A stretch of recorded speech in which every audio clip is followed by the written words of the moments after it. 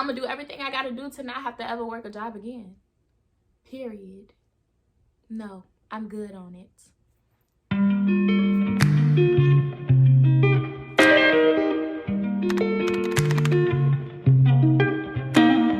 Excuse my bullet holes on the wall. It came from me unmounting my TV, and I moved my TV from this wall to that wall. So yeah. Okay, iPhone 12 Pro. I look good. Hello, homegirls. Happy holidays. Period. As you can tell by the title of this video, I am going to be talking about my unemployment. And that's on who? Unemployment. So, why does my voice sound raspy? Today I'm going to be talking about the last year and some change of my life. I've been unemployed. Well, not for real, but I'll explain later. But I've been unemployed for a whole year, y'all. It's been a year since I left my corporate job, and it's been up, okay? It's been up and down at times, but for the most part, it's been up. There's 3 pointers that I want to speak on today. Well, 3 points that I want to speak on. Why I left my job, what I've been doing with my life for the last year, and my plans going forward. What am I doing with these things? So, why I quit? Well, first I'm gonna give y'all a little backstory. I worked for a bank. I don't know if I can say their name or not, so I'm gonna just stay away from it, okay? But I worked for a bank, and I worked in the disputes department for charge-off credit cards. So basically, when you go 6 months without paying your bill, the company closes your card, and you want to appeal it, basically. They would send your claim to me, and I would do all the necessary investigations. So that's what I did.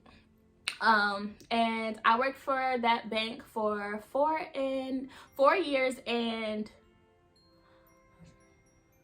3 months. And not gonna lie, the company is bomb. Like, the reason I left had nothing to do with the company.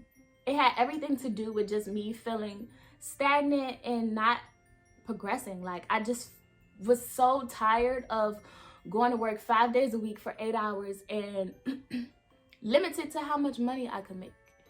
And that just really did not sit well with me. And it wasn't sitting well with me when I started the damn job. But I stuck around because it was a good bomb job. Like, I got yearly raises. The benefits were unmatched, really.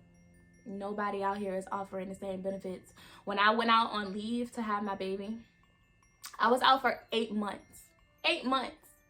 I think it was like a total of 33 or 34 weeks. And my pay never went below 85%. Who company doing that? They really gave a damn about us. Like, they really loved their associates, and it showed. They proved it. I loved the job. I loved it. But it was just time. I felt like my time was up. I felt like, all right, what's next? I can't do this for 30 years of my damn life and think I'm gonna retire and get a little ass social security check. Like, there's more out here for me. And so I literally went into work one day and up and quit. And it was crazy because I felt like, I don't know if I was on the verge of getting written up, because I didn't get written up.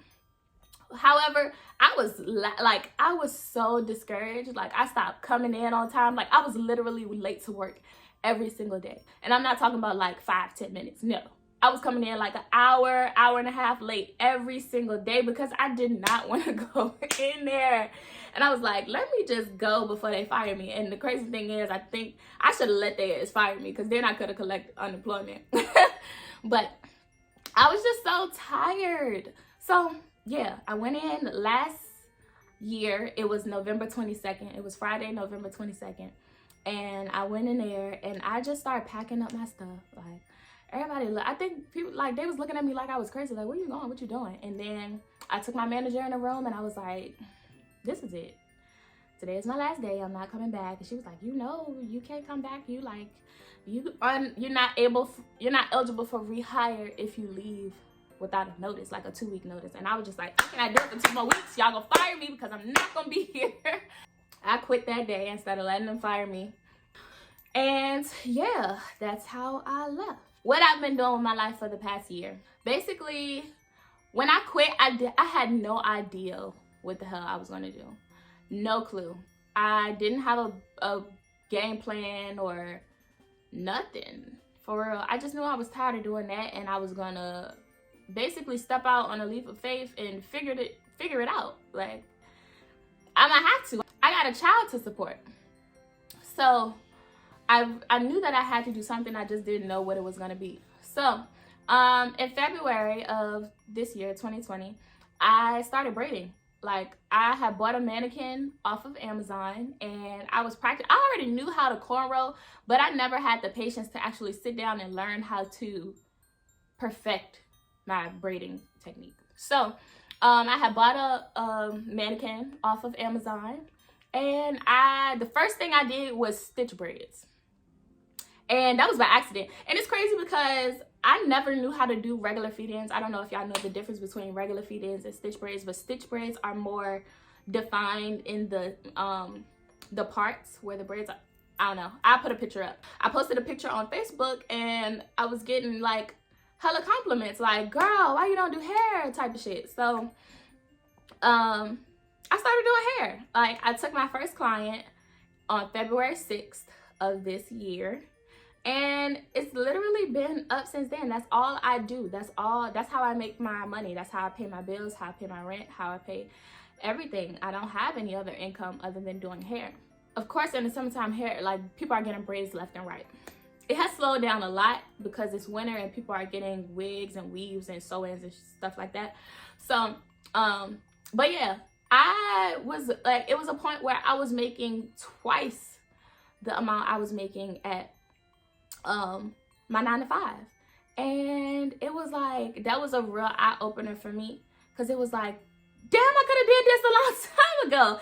And the biggest difference for me is I don't have to, I put in part-time work. Like, I literally can make $200 in 4 hours versus 150. I think, what was I making?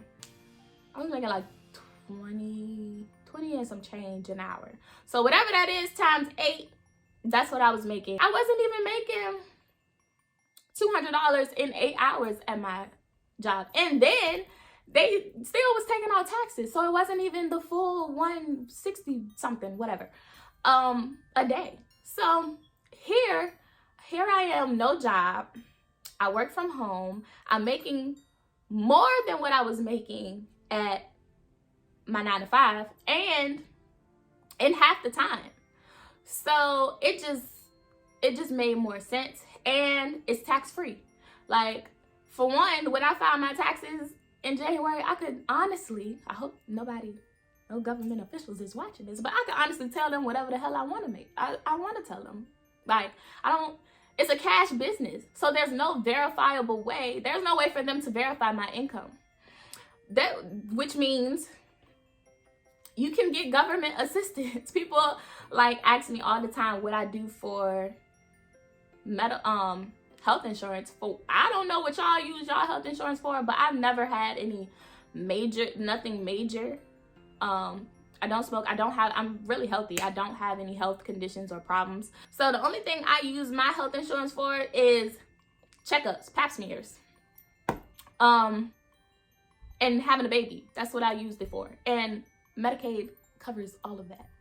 So it's really no difference for me. I was paying for it at first, and now I'm not, and I'm doing the same thing I was doing before with it. People are really concerned about their health insurance, and it's like, there will be a time where I won't be eligible for it anymore. Like, I won't be able to hide my income, because they're like, bitch, you ain't had no job in years. Like, cause I will milk their ass, okay? I still do hair. Now I'm going to be offering classes. I want to teach other people in my city, because there's not a lot of people here there's a lot of braiders, but there's not a lot of people who know how to do stitch braids. So I think I'm going to very much, well, capitalize on that and start teaching other braiders how to do stitch braids. I braid hair. I want to start doing the courses. What else? I'm doing YouTube. My channel is already monetized. I don't know why I keep playing with my potential. Like, I don't know why I'm not posting. Like, there's people out here who literally have to start from the bottom. Like, there was one video on my channel that got my channel monetized. I didn't have to do much. That video went viral. It took off. I didn't do nothing to make it take off. It just did. So yeah, I have that video. My channel is now monetized. So it's like, girl, what are you doing? Come on, you're missing out on coins. You're missing out on money.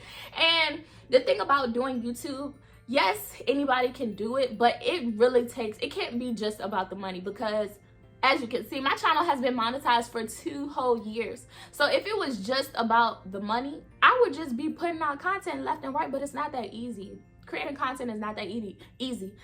Editing videos is not that easy. It's very time consuming. And it's like, I guess people, when you're just starting out, it's easy to get discouraged because you're putting all this time, all this effort into making videos, and 10 people watch it or 40 people watch it. And it's just like, I just did all this damn work just for nobody to watch. That's very frustrating, and I know what that feels like. But I also know the potential. I know where it can go. I'm very optimistic with this. Ooh, I forgot all about my coffee. It's gonna get cold. This is another source of income, or at least it can be. I've definitely gotten checks from YouTube before. Since my channel has been monetized, I think I have made a total of $900 from YouTube alone. And that's good, bitch. That's red, okay? And it didn't get monetized until it was at like 78,000 views. I know what it can do, so it's just like, I just need to put the time in and that work. And at this point, I don't have a job. I don't have consistent income that's guaranteed to come in every 2 weeks. No, I gotta work my ass off to make shit happen. And that's just what I'm gonna do. And then the thought of the CEO of the company just doing whatever the hell he wanted to do when he wanted to do it, and we sitting at work running his company, making his money for him, like, that just did not sit well with me. It pissed me off just to think about, and I would think about that shit every day. It was so frustrating. I'm gonna continue braiding, teaching. I'm gonna be more consistent with YouTube. I'm trying to do Vlogmas, but I might not do a video every day, but I'm definitely gonna be putting out more content this month. So YouTube. Also, I'm in the process of learning the skill of Forex trading. Bruh. I get so overwhelmed, and I just think it's really me overthinking and trying to master it so fast, and I'm not really taking the time to really understand and grasp concepts and strategies to be consistently profitable. But I am doing that, and once I get that, it's a wrap for everything, for real. If I could click a button and make money in minutes, I don't think I have anything else to say other than, if you're tired of your job and you want to do something else, find your passion, find something that you love and work towards it. I just feel like when you're tired of doing something, you're gonna figure that shit out. You're going to. It's like, or you're just gonna sit there and be unhappy with what you're doing. And I just wasn't willing to do that. It wasn't, no. I just feel so liberated. Like, it's just a feeling I can't explain. I'm gonna do everything I gotta do to not have to ever work a job again. Period. No, I'm good on it. If you've ever quit your job and just took a leap of faith, comment down below. I want to hear your stories. Let's talk, let's chat. I want to know what your experience was, why you quit, what your experience was, and how it's going for you. I really want to know. Thank you guys so much for tuning into my video. Once again, you love me. Yes, you do. I love you too. Bye.